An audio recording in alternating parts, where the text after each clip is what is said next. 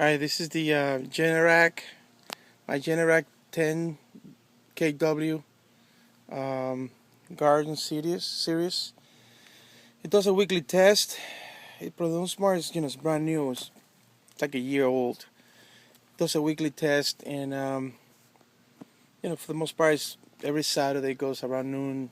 Does a test, whatever. I trust it. So but today, I noticed that the indicator light was red, which is usually green, and I opened the latch, and I noticed that the Nexus, the control display, had a overcrank message on it. So it looks like the last 2 weeks it has not been able to run the test. For some reason, it's not being able to start. So I proceeded to do a manual one, and this is what it does.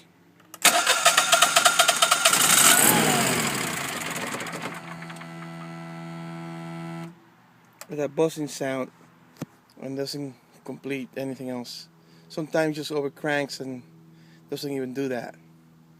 Looking to see you guys can help me figure it out. Thank you.